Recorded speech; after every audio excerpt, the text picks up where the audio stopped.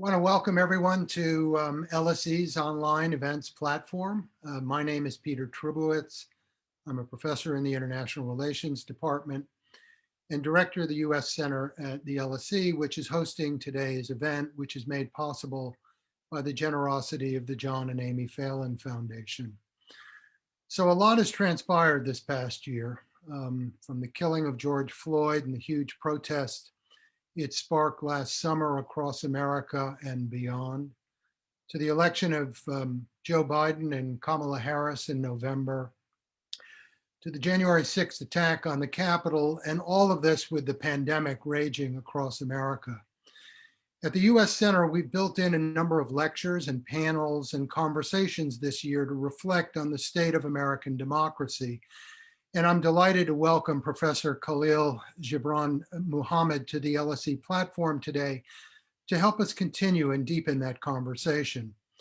Professor Muhammad is the Ford Foundation Professor of History, Race, and Public Policy at Harvard's Kennedy School of Government and the Suzanne Young Murray Professor at Radcliffe's Institute for Advanced Studies.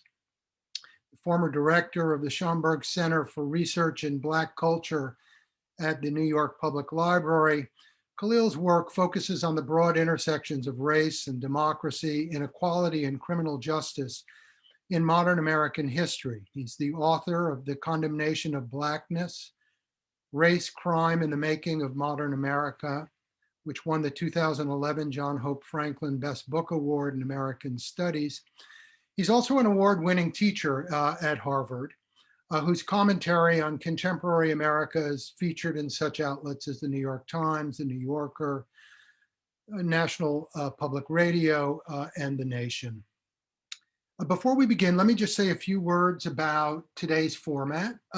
We've set this up as a conversation, and so for the first 25 minutes or so, I'm going to be asking Khalil questions about issues that touch on today's topic, democracy and race in America.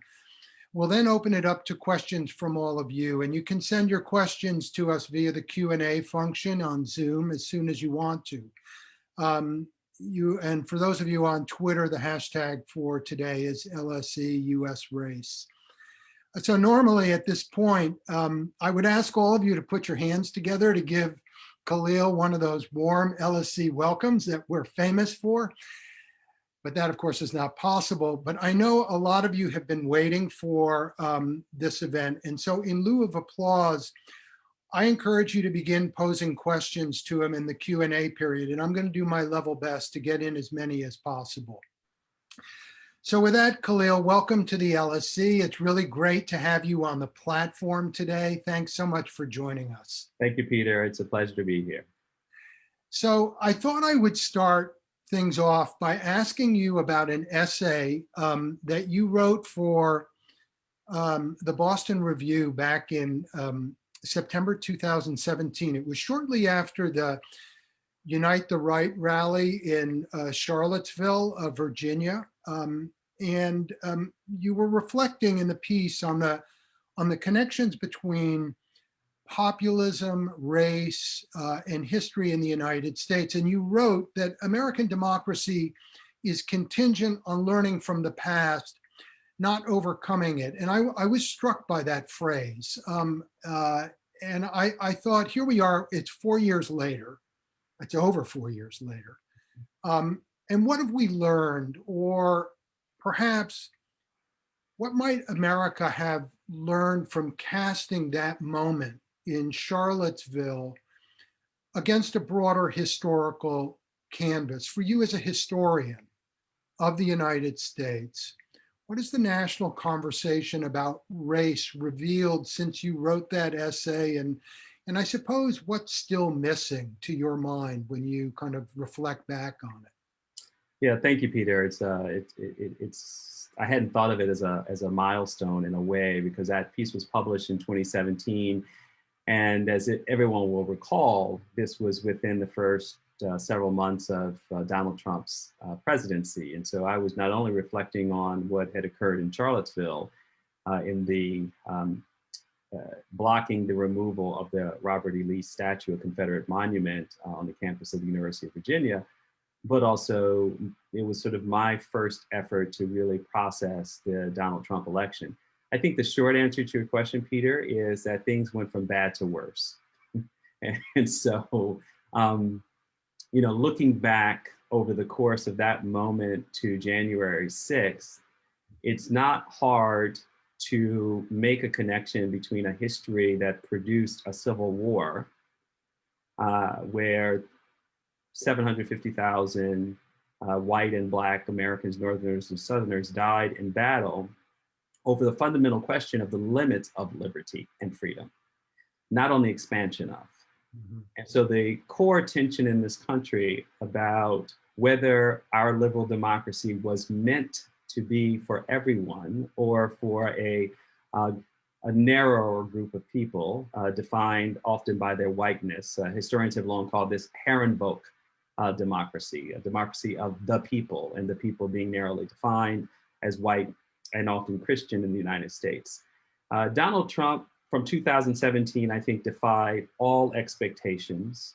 And the base of supporters, which is often assumed to be about 30% as the kind of hardcore base. Populism is a tricky term in defining those people, because while they certainly have some economic concerns, populism is cheapened by their white nationalist and white supremacist leanings, because populism can move in either direction. It can be a populist movement for the expansion of economic privileges as well as democracy or contraction.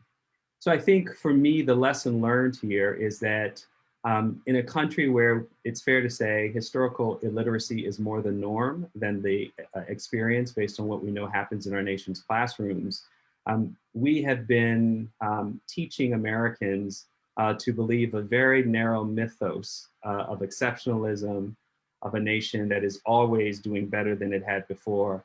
And that lie, that big lie in America, showed up in the most explicit way in the Trump administration leading up to January 6th in the Capitol insurrection. So I think we have a clear case of an existential crisis.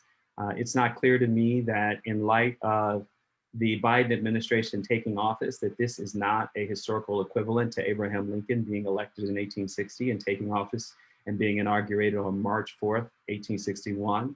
And then literally 6 weeks later, South Carolinians fired on Fort Sumter and began the Civil War. I'm not given to hyperbole, but these things are all possible in this nation, and we have to take heed. Right. Well, that's kind of breathtaking, and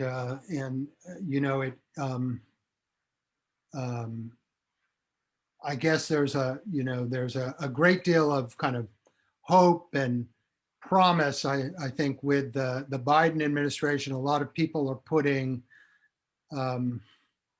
attaching great weight to the nominations that he's putting forward and to the diversity of the cabinet. And he's rolling out today the first judicial, the slate of judicial nominees that he is, appointments that he's going to put forward. Yet nevertheless, I mean, it's an important kind of caution, especially when you think, today, right before the Senate, there are two very big pieces of voting rights legislation. They have passed the House, but they're sitting at the Senate right now. I'm talking about the John Lewis Voting Rights Advancement Act, and what's called For the People Act, or HR 1, which would make it harder for state elected officials to gerrymander voting districts. Both of these bills seem at this moment to be, offer an opportunity, in a sense, to redress some of the issues that, in a sense, have been raised over the last 4 years, not only at the federal level, but also at the state level. And I guess as a historian looking at these moments and looking at this legislation and the prospect that if it were put forward in the case of the John Lewis bill, and if it were to pass, it would restore in important ways, um, key segments of the 1965 Voting Rights Act that was overturned, as you know, by the 2013 Supreme Court decision. I guess when you look out, I mean, do you see what are the prospects here and what's the promise here? Or is your great worry that this is just going to be filibustered to death and that it is just going to like pour additional fuel or fan the flames? Well, I don't have to speculate. We've been promised. We've been promised by the Republican Party that neither of these bills will pass without a single vote in favor of HR 1 or HR 4. That's the state of play. It's not a speculation. The only question at play is whether or not there will be uniform Democrat in terms of Democratic Party support. And right now, that's not even clear. So it then raises the question of the degree to which the filibuster becomes the consistent and primary mechanism to ensure that a majority vote is not sufficient for passing these legislative needs. Listen, to some degree, Peter, these are absolutely essential corrections to the challenge of voting rights in the United States of America. Again, just to state the obvious. I think the less obvious here is that we really have to be clear about the Shelby versus Holder decision, which made an assumption. Now, again, you've summarized the basic problem here, which is that the original Voting Rights Act of 1965 required essentially traditional Jim Crow states to seek federal approval before changing the rules of who gets to vote. And this was not only about federal and state elections, but also very much about local elections, which affect the quality of people's lives in the most direct and impactful ways. Mm-hmm. So over the years of renewal, 25 years renewals was quite common. The assumption was, well, you know, this is a good thing. This holds everyone accountable. There's transparency here, no last minute changes that are hard to deal with because you have to go to court to solve for those discriminatory efforts. Well, when John Roberts said that there was evidence of wide-scale participation and that in Ohio, one could argue there was just as much concern about discrimination and therefore picking on the bad old South was just simply not fair, he was speaking to the precise point that I keep making. Too many white Americans today refuse to take the lessons of the past as a way of saying, why would we do anything that looks like the past in any way, smells like it, presents like it, looks like it, if they truly believed that the legacy of Dr. King, for example, who is often trotted out as evidence of American exceptionalism, is something they truly believe. Because at the end of the day, if we had a common shared commitment to democracy and justice in this country, we would always be thinking about that history as the backstop against the kinds of political choices we might make for our short-term gain, for our own selfish greed. And this to me is the failure of the Roberts Court. The failure of the Roberts Court was to imagine that history can be measured in years and maybe a couple of decades. And of course, you know, I'm talking to someone, you know, in a part of the world that is much older than the United States. And so, you know, Europeans understand intrinsically that history is really not about what happened a decade ago or 4 years ago or 10 years ago. And so there's something about the unwillingness of our most elite political actors in this society to accept the lessons of the 20th century, to accept the centrality and fundamental foundation that once slavery ended, we built entirely new policies and practices to advance new forms of discrimination, including mass incarceration, perhaps the most effective way of disenfranchising Black Americans and low-income Americans in the United States. So yes, short answer, I'm glad the House has passed these two bills. We are replaying and redoing history all over again. Will they succeed? It is not at all clear, but the larger context in which we are having this legislative debate in the first place is a terrible omen of the near-term future of the United States. Let me turn to a different topic, you know, talking about the past. Evanston, the city council in Evanston, well, last week approved what it called a local reparations restorative housing program, which was, which is aimed at compensating African-American residents for discriminatory policies and practices in the city's past. And under the program, as I understand it, residents can receive up to $25,000 in grants for repairs or a down payment on homes. And it sparked, it seems to me, a kind of debate. Some have called the initiative historic.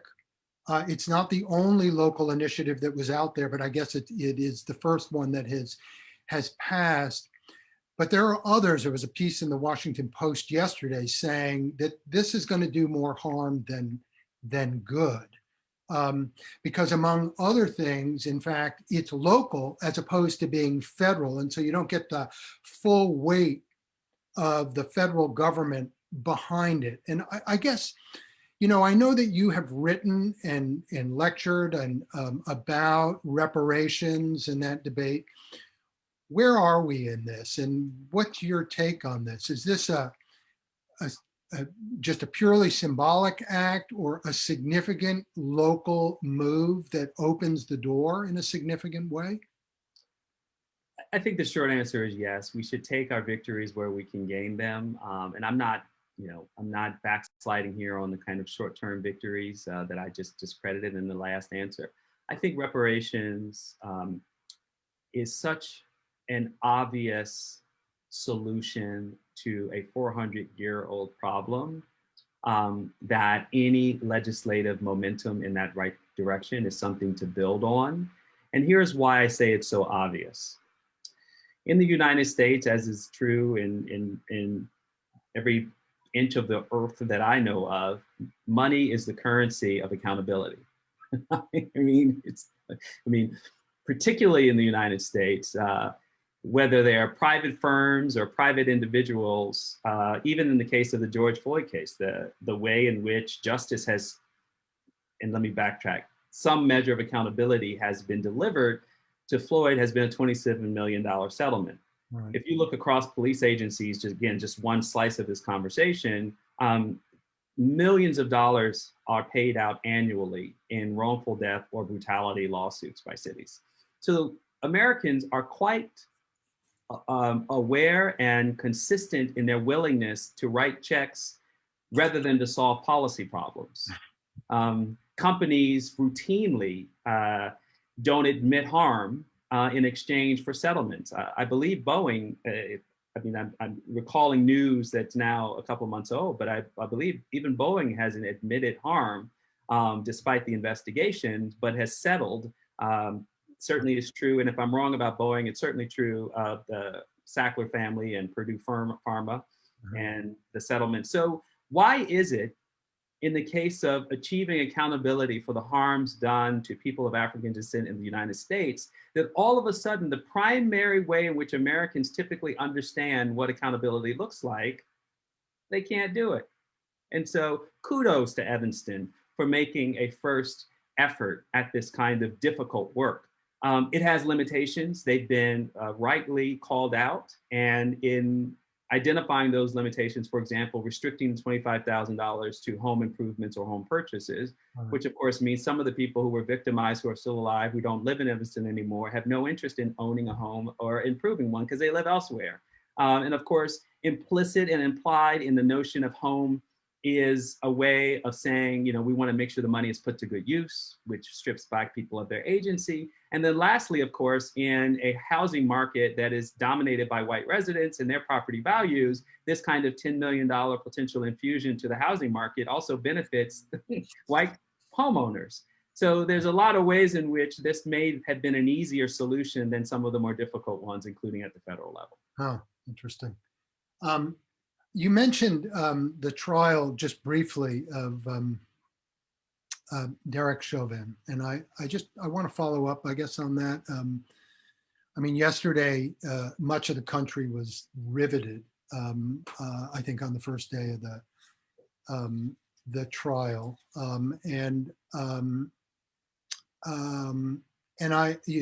We've got people from all over the world on the platform here. I mean, from Italy, France, Thailand, the Philippines, Nigeria, Cambodia, Vietnam, Japan, Peru. I want to welcome everybody. But I think people from, all over the world are following this trial. The former Minneapolis police officer charged in the killing of George Floyd. And I'm wondering, how should we be thinking about this trial and in your mind and its possible implications for policing reform in the United States? And I say this because it comes at a time when, as you know, the George Floyd Justice and Policing Act is at the risk of stalling again in Congress, and also because Biden has just an unbelievable legislative agenda right now that includes a huge infrastructure spending package, major tax reforms to pay for it. And if we can judge him by his comments last week at the press conference, a commitment to pushing that voting rights legislation through, even if it means reforming and possibly ditching the filibuster. He hasn't said ditching, but he's clearly talked about reforming.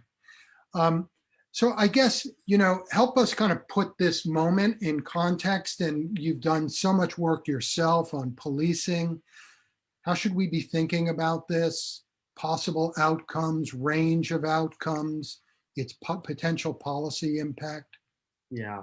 So I would say that the Chauvin trial outcome and the conviction of Chauvin on all charges from second degree, third degree murder, and manslaughter would be the floor for what we might call justice in this moment.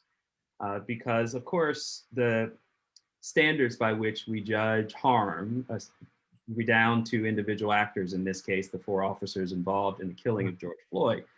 But of course, this is a systemic problem. And interestingly, listening to the defense attorneys keep saying that Derek Chauvin was doing what he was trained to do. And I think we ought to take that seriously, because at the end of the day, policing is an extension of the state. The state is an extension of our democratic processes, and the extent to which we, the people, are calling for a different form of state response to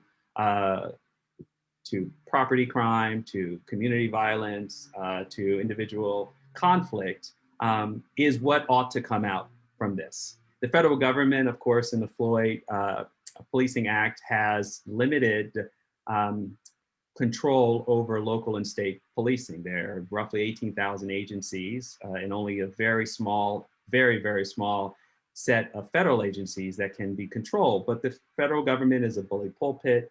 It has grant-making abilities to provide technical assistance. As we know, during the Clinton and Biden's, the height of Biden's power in Senate, used tremendous resources to expand policing and ultimately the criminal justice system and help to put in place what is called mass incarceration today. So the federal government can do some of the work to shrink its budgetary power in supporting local policing. We can do that either with a carrot approach or a stick approach. Mm-hmm. And so I think there is possibility here to grow from this. But if we keep thinking about this as an individual failure of a rotten cop or a cop who went too far, then we're going to fail to rise to the moment, Peter. I guess I want to turn the conversation in a slightly different direction. I'm looking at some of the questions coming in as well. But I think it follows in a way from this. I'd like you to talk a little bit about your role as a teacher and in what it is that you try to transmit to your students when you're teaching about race in America. And I know you teach, among other things, 2 different courses, one called Race and Inequality in American Democracy. and then race and racism in the making of the United States as a global power. And you're teaching at one of the premier public policy schools in the United States. So you've got mid-career people, but people, I guess, also straight out of undergraduate. And what is it that you try to get them to take away? And is it a set of tools? Is it a way of thinking about race in the United States? Is it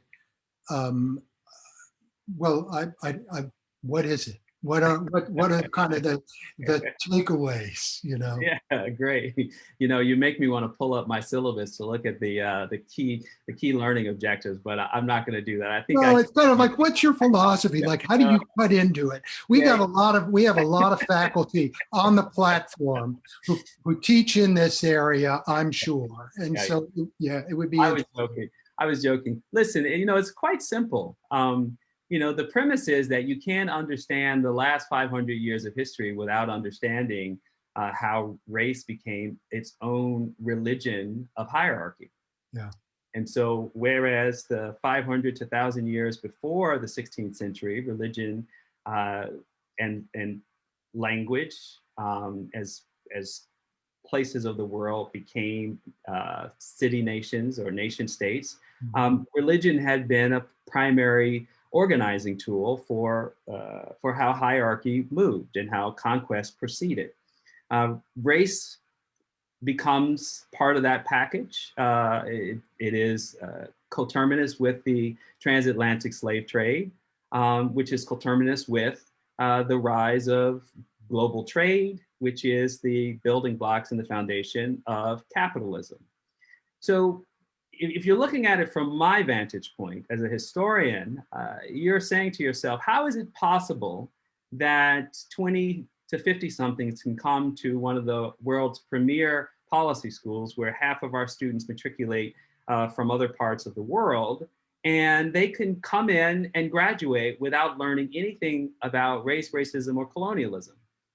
They understand, and they come from countries that are defined as the global South, but the notion that somehow the global North is innocent in the maldistribution of power and resources that relate to those countries that are solving for. We have classes that literally solve for why are countries so poor, but don't necessarily say because Europeans came and extracted as much as they could in the way of land, labor, and natural resources.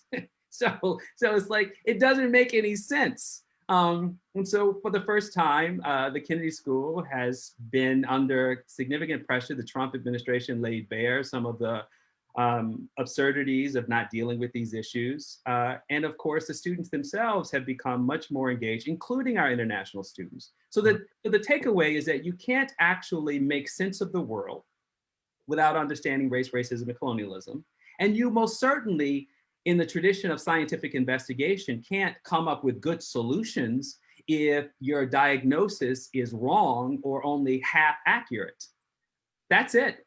It's not any more complicated than that. And let me just extend this point 1 second further, Peter. This is true of every professional school that exists, not just at Harvard, at MIT, and everywhere you go. Because what the COVID-19 pandemic has demonstrated to us is that all of these systems are overlapping and interlocking.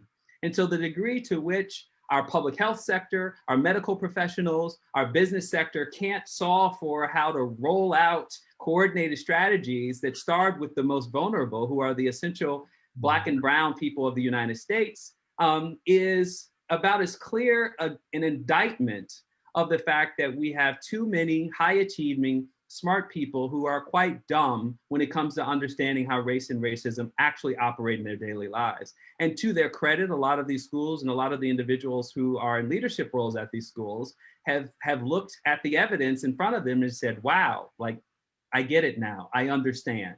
So we are changing. One of my colleagues who works with me at Harvard is a former medical physician, and she works with me directly, and so we talk a lot about these things. But she pointed out to me that we now have new board certification standards that recognize that new physicians have to be trained to understand how to recognize simple things like evidence of clinical malpractice when diagnosing Black patients as being more pain tolerant than their white colleagues. Just simple things. Even the opioid crisis is partly a kind of reverse story of discrimination, where white patients were assumed to be more responsible when overprescribed pain medications, whereas Black people, until quite recently, weren't showing up in the early data as being part of the opioid crisis. It has finally caught up with them. But all of these things are very hard to understand if well-educated people are not taught how the world came to look the way it looks over the past 500 years. Right. And are you finding, I know that you've got this other project, and I'm going to just take a couple more minutes to ask you about this. The Institutional Anti-Racism and Accountability Project, I think you call it IARA, right? Right. I short, yes. Yeah. So what really struck me about it, so it's a new program. I think it's only a couple years old. That's correct. And there were two things that struck me about it. First of all, so it's a research-oriented program, but it is directed towards private and I think public organizations to get them to help them learn best practices in terms of recruitment and governance and accountability. And I'm sure other things, but those are the ones that stuck out. But the other thing that struck me about it was that the first subject was JFK itself, that you guys. Right. Right. So tell me a little bit about that. And is this something that's open to students there? It's faculty driven and open, or? Yeah, so it's a research project, and we have graduate students who work with us. I don't have other faculty colleagues participating directly at this time. That may happen as we move forward with some additional funding, because we do have some pretty robust research plans, which will require some of my colleagues to pitch in. But the idea of starting with JFK is the idea of taking on the civil sector. If you're trying to solve for anti-racism or racial equity or even diversity, however broadly defined people generally do, a lot of individual leaders think about personal accountability. How can I be a good person? How can I present better? How can I be a more effective leader? And so that's the personal. And then there's the political, which is what we've been talking about. But oftentimes leaders don't think about, like, what obligation do I have within my own company to behave differently in the marketplace? No. Because partly this is about what happens in the company in terms of recruitment, retention, pay equity, but it's also about how the company lives and breathes in civil society. And one very crystal clear example in this time is that a lot of companies put their money, not only to support Donald Trump in 2016, but in the runoff elections of the Georgia Senate race between John Ossoff and David Perdue and Warnock and Kelly Loeffler, a lot of private hedge funds went directly for the Trump candidates, the Trump surrogates. And we have a lot of companies right now, Citigroup included, that has been subject to scrutiny for supporting various congressional races where the voting records of those candidates were marked as failing grades by the NAACP. So it's clear in a country just awash with money in politics that the private sector has a huge role to play in our political outcomes. Right. And so what we tried to do was to connect the mezzo, right? The neither the micro or the macro, but the in-between, which is civil society, which are our institutions, and to say, how can they play a more intentional role in producing racial equity in society?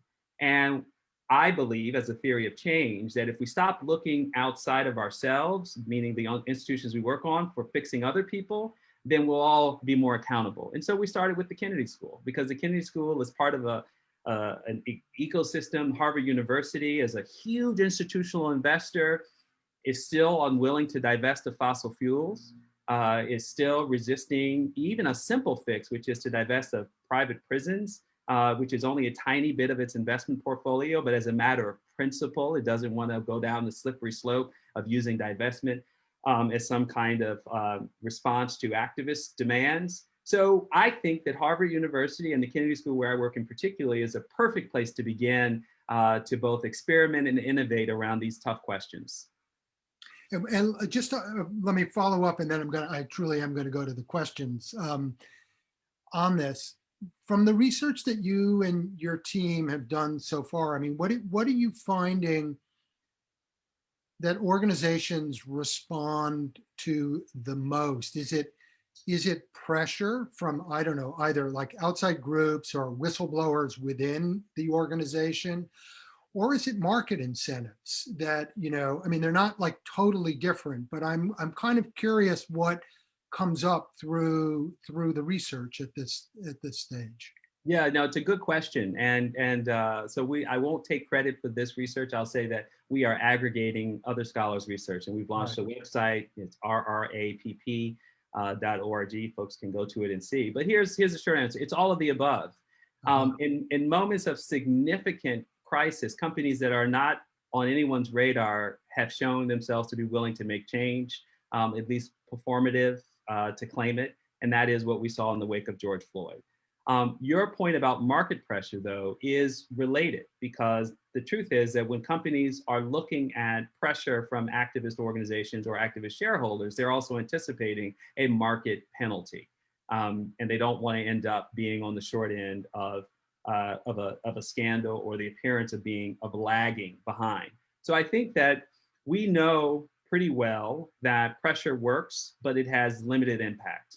And we also know that as long as shareholders are the primary market indicators, that is, those who hold stock in publicly held companies, we're not going to see as much change. We are learning, for example, from the ESG space, exactly how difficult it is to get companies who claim to be good stewards of our environment are reluctant to subject themselves to stricter regulatory and transparency standards. So this is not an easy lift, right. But if we're not at least committed to focusing on it, I'm not sure it's going to ever change. Yeah, well, I mean, it sounds like a great program. And I imagine you'll get multi-year funding maybe corporate funding for that. So listen, we got a lot of questions already. There's a number of them in the Q&A here. Here's one. So you're on the LSE platform. It's an international platform. So some people they're putting forward comparative questions. So let me take this one from an LSE alum, Erica Licht. She got her MSc in criminal justice policy. So it's right in your wheelhouse. So I would love to hear Dr. Mohammed's take on what should be learned cross-transatlantically. Like, what do we need to be looking at in the UK to better understand how anti-Blackness and racism function in the UK and London? What do LSE students need to be looking at and talking about? So I guess to the extent that your work is comparative, drawing on it, or what are some of the takeaways from the US side? Yeah, and I think the question might be getting at the context in which race is lived and experienced in England and the broader UK. So the degree to which anti-Blackness, so here's one takeaway that the students learn is that you have to sort of follow a series of suppositions. Anti-Blackness helped to organize the financial capital that produced the wealth of the Atlantic. Okay, probably not that controversy, but some economists are still saying, no, that's not the case. Okay, so let's take that as one supposition. So anti-Blackness functions in that context.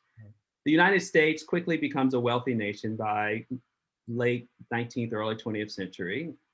Great Britain is still wealthy, but not quite its former self. It's 4 decades away from losing its stranglehold on the world.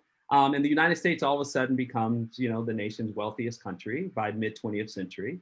And yet its anti-Blackness has never been purged, which is to say that at the moment when the United States becomes a global leader and the moral voice of liberal democracy in the world, it has perfected 350 years of anti-Blackness as core to its institutions. We are not even at the civil rights movement if I'm marking 1950 as a key moment. Just when just when Great Britain and much of Western Europe needs the United States. So if you take all of those suppositions, then you'd say that for the last 50 years, the United States has been instructing the rest of the world on how to be a successful, wealthy, first world nation. In spite of the fact that the United Nations lives in New York, and yet we don't follow a lot of the rules that the United Nations is suggesting that we ought to. So there's a lot of contradiction. And I think to that end, the question is, should London or any other city in England or anywhere else in Europe be learning from Bill Bratton, for example, when he travels abroad and provides technical assistance to the Metropolitan Police Force about how to do anti-terrorism or anti-Muslim or anti-Black? These are real questions, because the extent to which the United States' own contradictions about what it means to practice liberal democracy are being exported. And I have a lot of colleagues who focus on that export process. One wrote a book called Badges Without Borders, written by Stuart Schrader, which is very much about the exportation of police practices from the United States abroad. Another by a colleague, Nicole Siegel, who's written a book called Violence Work, which looks particularly at an office that looked to Latin America to provide technical assistance. We are essentially exporting some of our worst practices. And I think that that's what we need to focus and call out in order to make sure that other parts of the world, as they become blacker and browner, and as immigrants from North Africa and West Africa move into Europe or from the Middle East, that they don't look to the United States to help solve these challenges of immigration, because we are not a role model in this way. Speaking of role models, so there's a question here from Angela Chen, which is about what's happening to Asian and Asian Americans since the beginning of the COVID pandemic. And so the question is, how does the discourse around model minorities come to play with regard to race relations, and especially kind of the surge of hate crimes against Asian Americans? I suppose, I mean, when you reflect on what is happening right now in the United States to Asian Americans, I mean,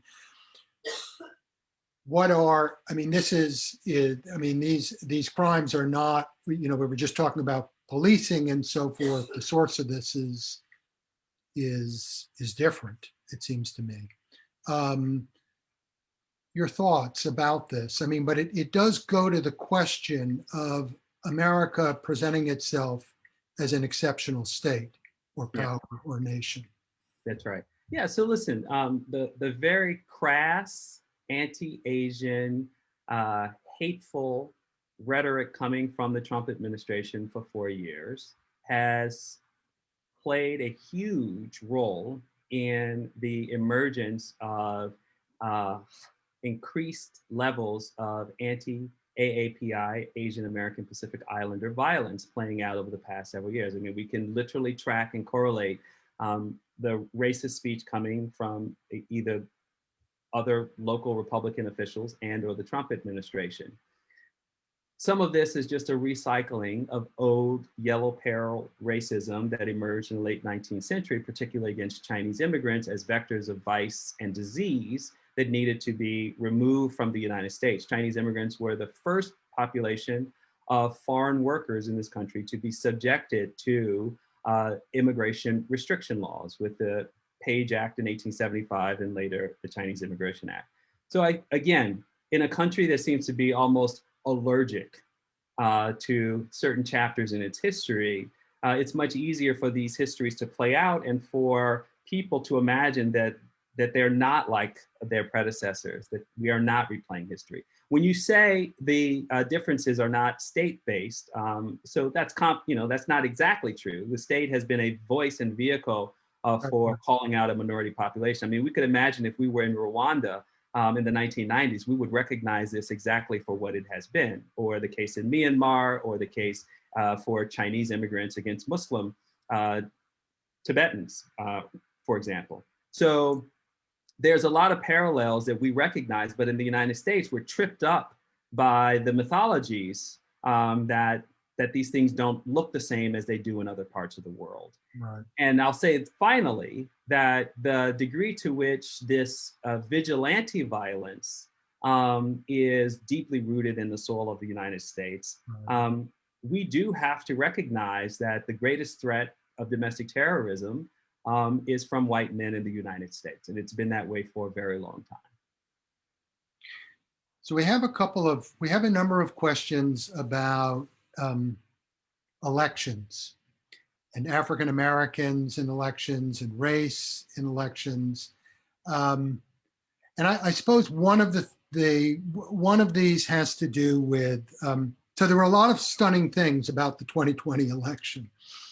The turnout was historic. I mean, you have to go back to 1900 to see turnout like that with 160 million Americans showing up. And Biden's the stunning victories in, Republican Arizona, Republican Georgia.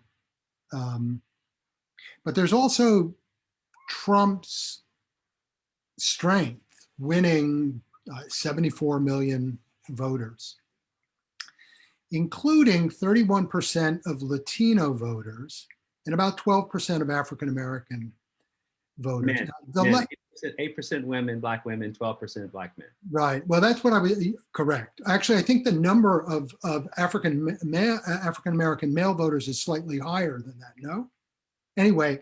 The percent was 12 that I last knew from exit polls, but it grew from 2016, if that's your. Yeah, so that's what I wanted to ask you about. So what is going on there? There seems to be, there's competing narratives about this that, it just has to do with a couple rap singers endorsing Donald Trump.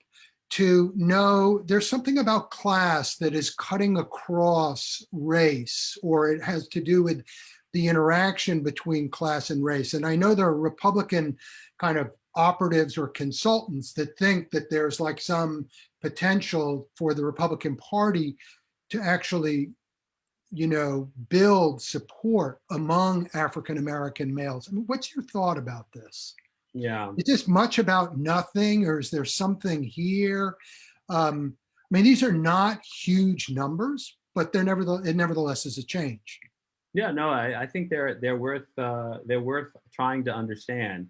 Before I talk about Black voters, I do want to mention this because I might forget on the Latin American or the Hispanic Latinx vote. I think that the explicit linking of the Biden administration, its left of center policy platform being defined as socialism resonates within a broader Latin American world, of which people have come from socialist countries and see that as the greatest evil in the world. So I think that's one way to understand the reticence of some Hispanic and Latinx voters when it comes to these issues.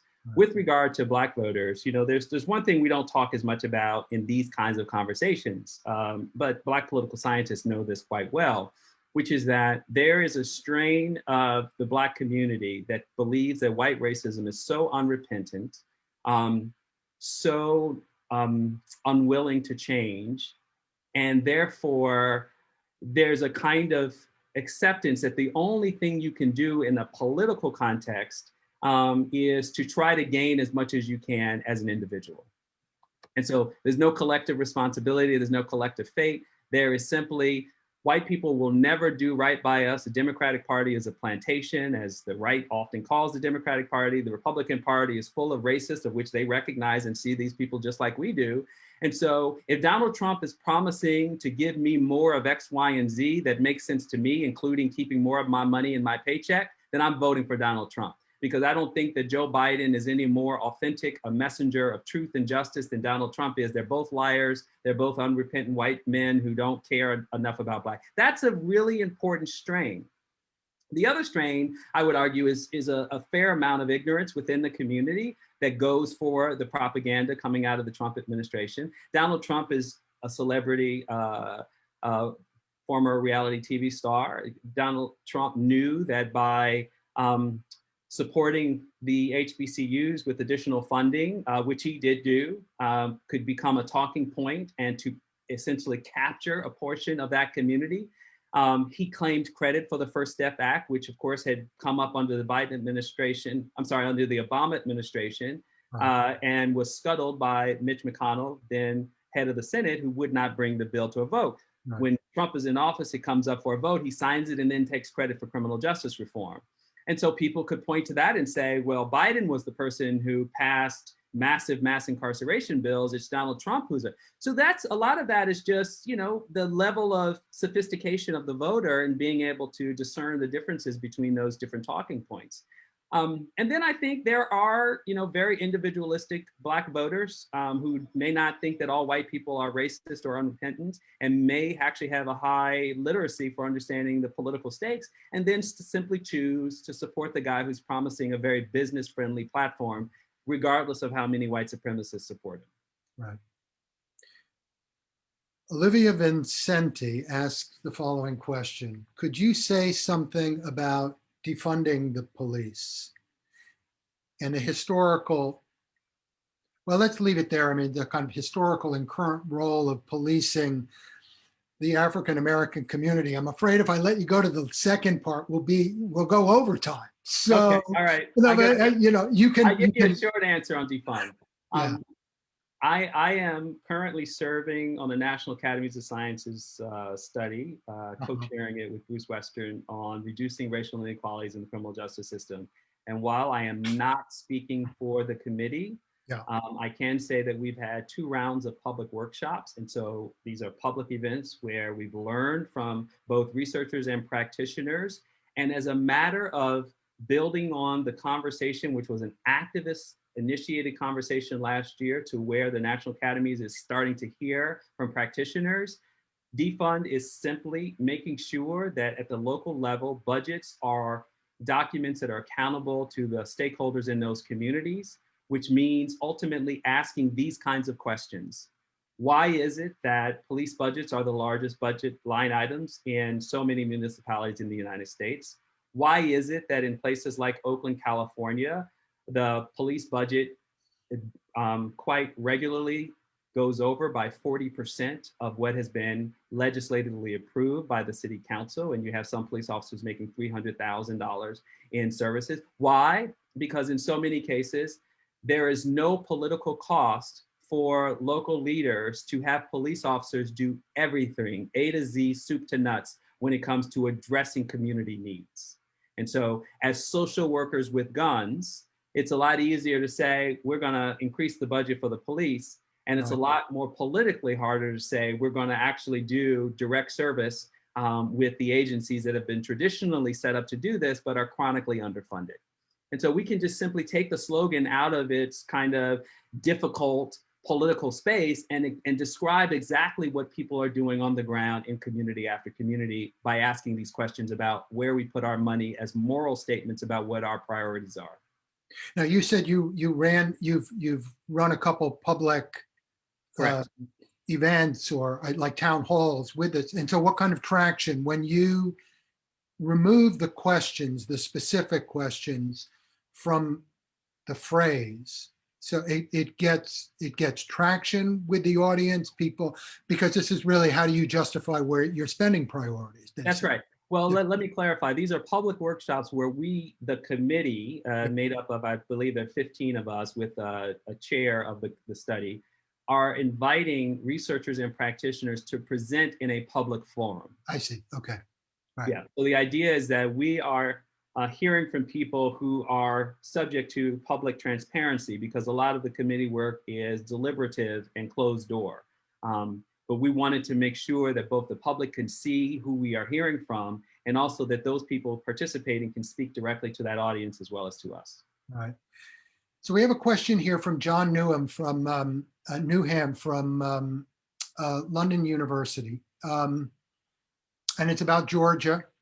Everything, it seems to be about Georgia. So it's about voter suppression in Georgia.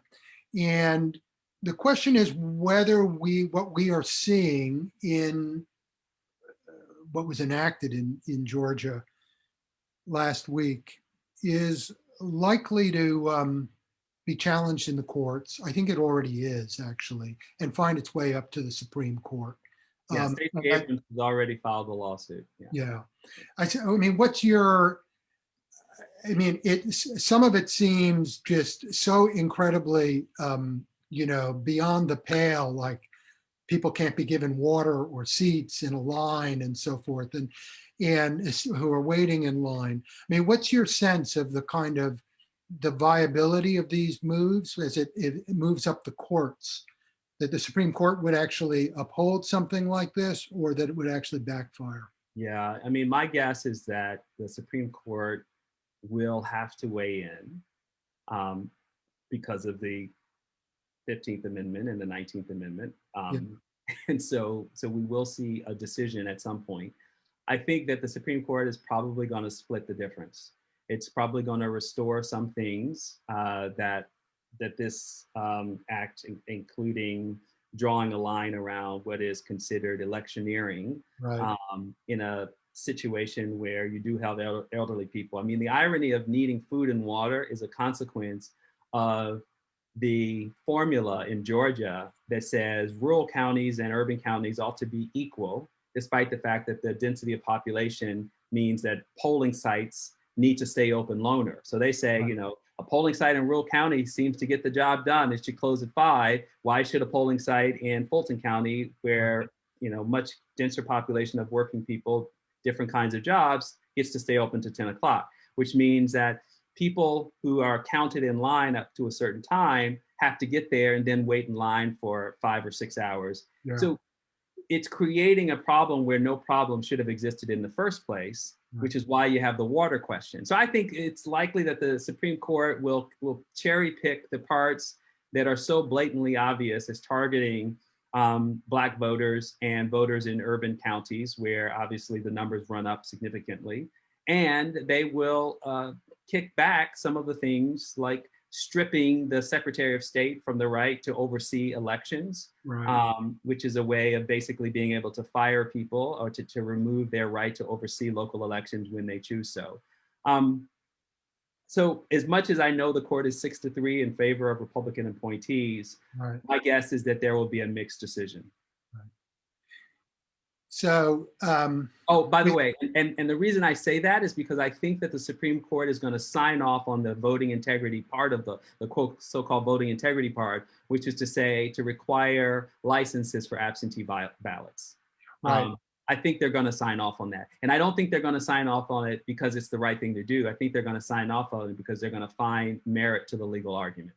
What about the part of it that struck me as, in quotes, innovative, is that they took authority away from actually local officials.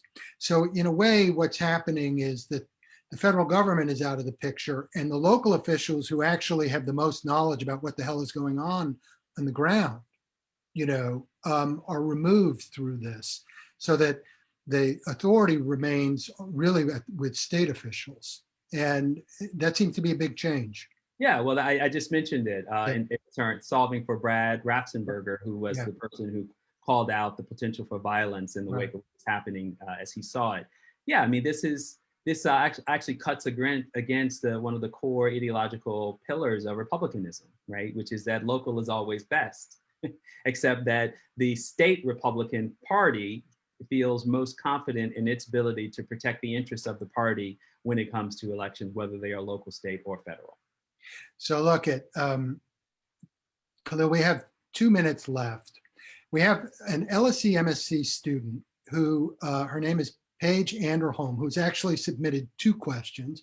I'm not going to give you both, but I think I'm going to give you the first question, where she asks, as young people beginning their careers in the policy world, what do we do? How do we break the harmful pattern of willing ignorance when it comes to US history? And I think kind of more broadly, again, this is kind of putting on your teacher's hat in a way to just kind of take us home.